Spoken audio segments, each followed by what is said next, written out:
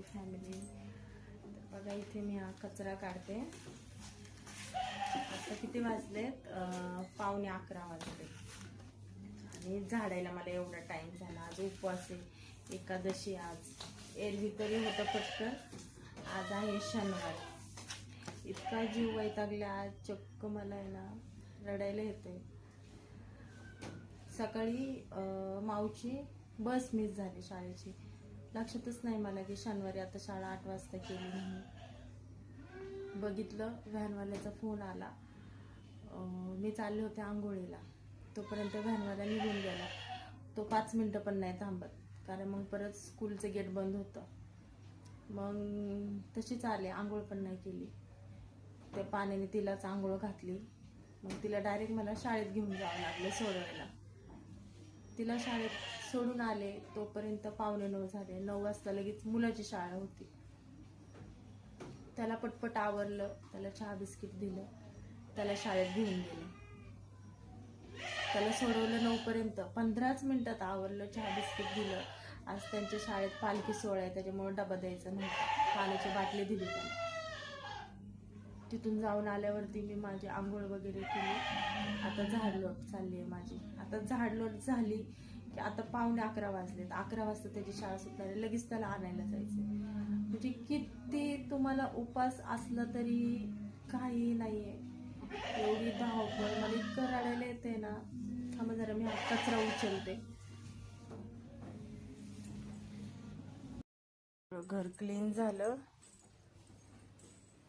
उपवास आहे आज. रांगोळी पण टाकली दारात. बटाटे शिजून ठेवले. इथे शाबू तांदूळ भिजलेत. इथे मिरचीचं कुटून ठेवलेलं आणि इथे खाली शेंगदाणे. म्हणजे खिचडीची सगळी तयारी झालेली आहे, पण टाइम नाही आहे. आता त्याची स्कूल सुटेल, त्याला आणायला जायचंय.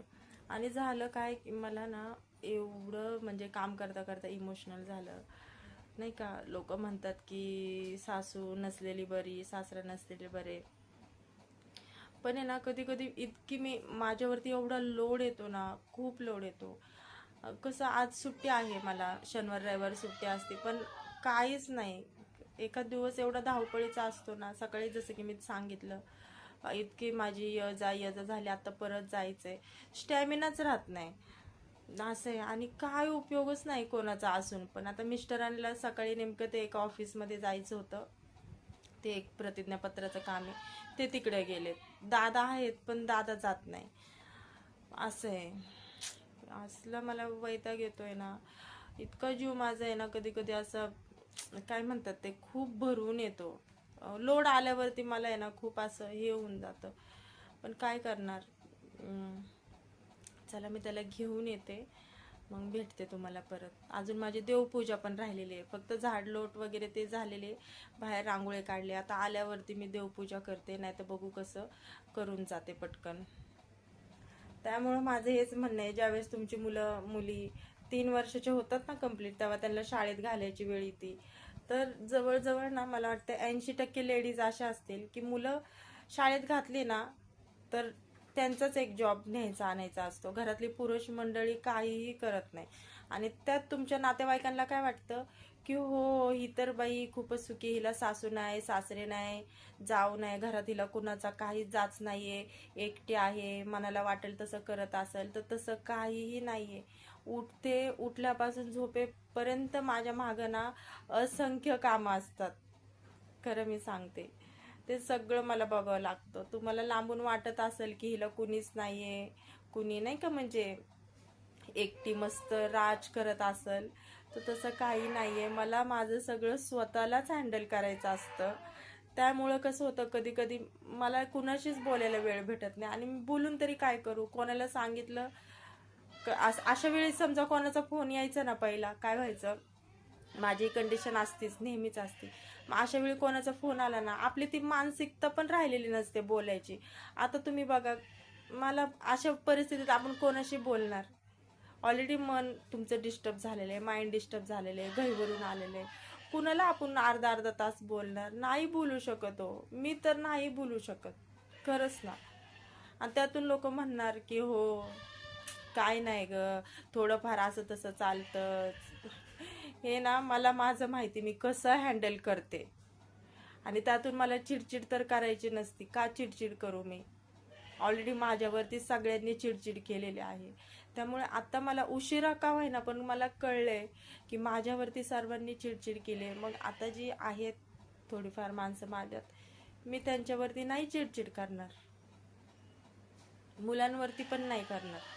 चिडचिड करून काय? शेवटी आपल्याला गोष्टी त्या हँडल कराव्याच लागणार आहे. का असं आहे चिडचिड केली म्हणजे ते सॉल्व्ह झाल्या? चिडचिड करून कुठे सॉल्व्ह होतात का गोष्टी? नाही होत. त्यामुळं म्हणजे हेच सांगायचं आहे की वाटते ना तुम्हाला मी खूप छान हॅप्पी आहे, तर तसं काही नाही आहे. फक्त मी दुखवडा काय काय बायका कसं बाई आज हे केलं मी, आज ते केलं, तसं मी इवळत नाही बसत. त्याच्यामुळं लोकांना बहुतेक वाटत असेल मी इवळत नाही बसत. त्यामुळं वाटत असेल की हिला काही नाही मागं टेन्शन वगैरे. तर माझ्याच नाही तर माझ्या मिस्टरांच्या पण मागं पहिल्यापासूनच, त्यांच्या तर मागं पहिल्यापासूनच खूप व्याप आहे. पहिलं फॅमिलीचा लोड होता, अजूनही त्यांच्यावरती बरंच एकट्याने सगळं बघायचं. त्याच्यामुळं पाहिजे तसा बहुतेक त्यांना मला वेळ देता येत नसेल. आधी तर मी भांडायचे त्यांच्याकडे नाही का, वेळ देत नाही म्हणून. पण आता नाही, मी त्यांच्याशी पण नाही भांडत. स्वतःला जेवढं होईल तेवढं मी सॉल्व करते. आणि जर खूपच हे झालं तर कधी कधी असं इमोशनल होतं, पण ठीक आहे, थोडासा ट्रेस आलेला असतो. आणि मग तो जातो. आता बाहेर जाते, कोणतरी भेटल ओळखीचं. मुलं पण एवढी छान तयार होऊन आलते ना, त्यांना बघून पण खूप छान वाटत होतं. सकाळ सकाळ मुली, आज पालखी सेलिब्रेशन आहे ना, आज एकादशीचं असतं त्यांच्या इथे. बाकीच्या स्कूलचं होऊन गेलं, यांचं आजच्या दिवशी असतं. काहीतरी स्नॅक्स वगैरे देतात, छोटीशी दिंडी काढतात, पालखी असते, ती पालखी घेऊन दिंडी काढतात. सगळे मुलं मुली वारकरी बनून आलेले असतात. विठ्ठल रुक्मिणीचा ते परिधान करून आलेले असतात वेशभूषा. तर छान वाटतं. तर चला भेटते मी, बाय. कंटिन्यूच आहे हा ब्लॉग.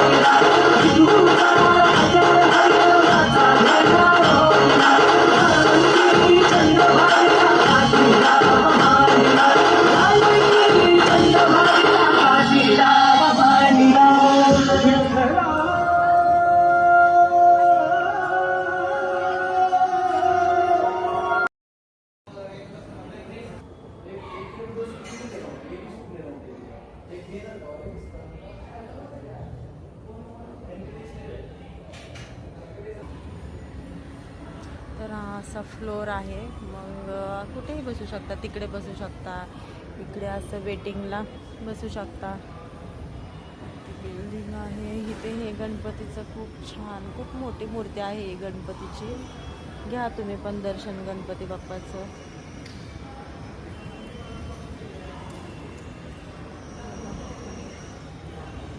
गणपती बाप्पा मोरया.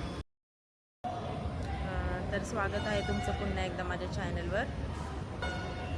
तर सकाळी मला ना व्हिडिओ परत कंटिन्यूच करता आला नाही, कारण मी जेव्हा शिवला घेऊन आले ना शाळेतून, म्हणजे माझ्या मुलाला, तर माझ्या आधीच मिस्टर ना घरी आलेले होते. मग मला खिचडी बनवायची होती ना, कारण ते परत जेवण करून जाणार होते आणि तसंच ऑफिसला जाणार होते. मग त्यांना डब्बा पण द्यायचा होता. मग त्यांचं आवरलं सगळं, खिचडी वगैरे केली मी, देवपूजा केली, देवाला नैवेद्य दाखवला, त्यांना डब्बा, जेवण, नाश्ता वगैरे दिला. मी पण थोडीशी खिचडी खाल्ली आणि मग हे करूच तर मला 12:30 वाजले. आणि मग लगेचच मी माझ्या मुलीच्या स्कूलमध्ये गेले. स्कूलमध्ये पोचता मला 1 वाजले. तिथं ती मीटिंग अटेंड केली. मीटिंग जवळजवळ 1.5 तास चालली. त्यामुळे येताना एवढं ऊन होतं ना, आणि तिथं पण एवढी दगदग झाली येताना वगैरे. आणि मग आलं तर मग काय जेवायची पण इच्छा नव्हती माझी. मग मुलांना जेवायला दिलं, मी तशीच झोपले. आणि मग 4:30 वाजता उठल्यानंतर ना मग भांडी वगैरे सगळं आवरलं आणि चहा वगैरे झाला. माझ्या दिरांना चहा वगैरे दिला आणि मग आले मग हिला क्लासला घेऊन. तर अशीच सगळी रोजचं माझं रुटीन असं आहे. त्या रोजच्या रुटीनमध्ये कधी कधी खूपच हे होतं, घाळमेळ होते, अगदीच खूपच घाई होती. आणि मग काय होतं, खूप ट्रेस आला ना मग नाही का आपल्याला खूप म्हणजे वैतागतो जीव आपला. तर कधी कधी माझं असं होतं, आजही तसंच झालं. तर त्यामुळे मग मला आहे ना असं अशा टायमाला आहे ना मला मग एकांत मला बरं वाटतं. असं वाटतं कोणाशीच बोलायला नको. शांत असं बरं वाटतं मला. असं होतं.